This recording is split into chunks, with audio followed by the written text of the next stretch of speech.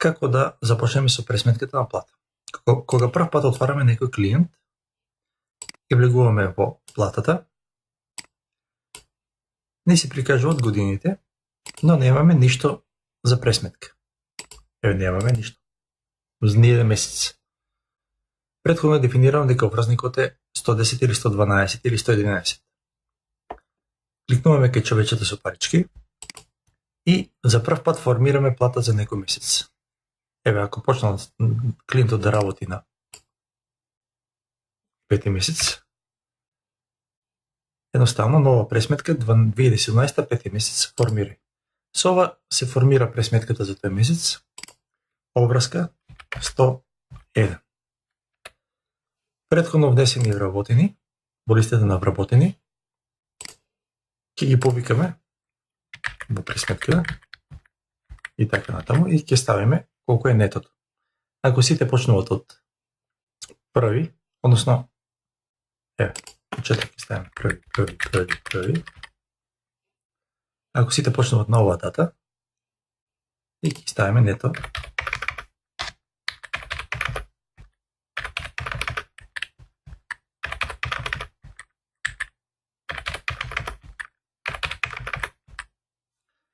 Пресметката е спремна. Од 0. Например, овој вработен има и престанок. Престанок на 31.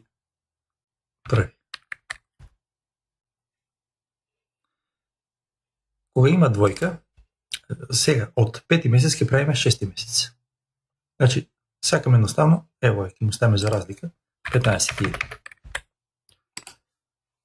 Кога имаме, за да направиме нов месец, кликнуваме на човечето со парички и едноставно вели од 2017 5 месец формирај 2017 6 месец со обврска 101. Истата обврска. Едноставно треба само да кликнеме формирај нов месец. Програмот за тие што немат престанок ќе го формира новиот месец. Ако треба да има со нето, со часови вкупни или ако беше некој на скратено работно време, ќе го коригираше и го префрлува нетото од претходниот месец. Значи од 5 месец, еве го, 12, 15, 12, 12. 5 месец, во 6 месец 12, 15, 12, 12. Ако треба корекција за тој месец, ја правиме во тој месец. Платата е спремна. Како ќе бришеме плата? Сакаме да избришеме ова 6 месец поради некоја причина.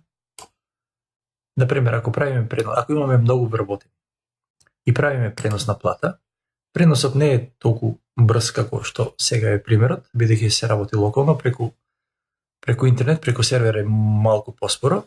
И сега ако имаме голем број на вработени, околу да речеме 80, и при тие преноси ако имаме прекин во интернетот, најдобро е пресметката да ја избришеме, бидејќи нема да биде целосна, и пак да се обидеме да направиме нов од 5 во 6 месец.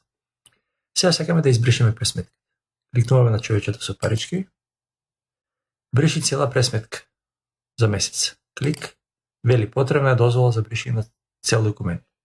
Во поставености, дозволена манипулација со цел документ.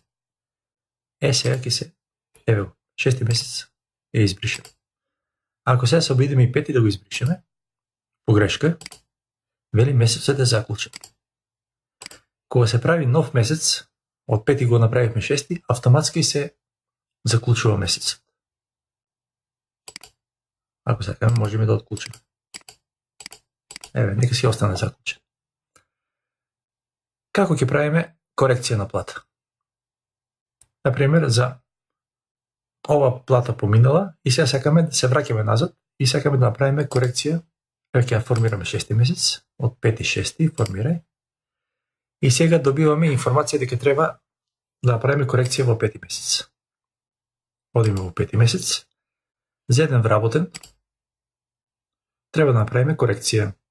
Вместо 15 треба да исплатиме 16.000. Кликнуваме овде нова плата. Од 5 вели ќе се прави 6. Ако кликнеме ова 1, 2, 3, крос 1, 2, 3, вели од 5 ќе се прави 5 варијанта 1. И автоматски овде 103 дека е корекција. И овде не е лошо да кликнеме празна. Значи сега ќе ни се формира нова пресметка, но ќе биде чисто празна. Еве, формирај. И добиваме, еве, за 5 месец варијанта. Ово во ПДДГ ќе се вклучи. Ќе се вклучи корекцијата. За тој вработен, за вработен број 4, беше за Анета број 2. Рековме 16.000.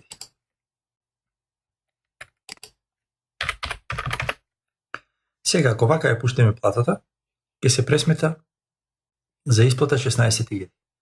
И вработената ќе си земе уште една плата. Затоа мора овде да претходното нето да го одбиеме.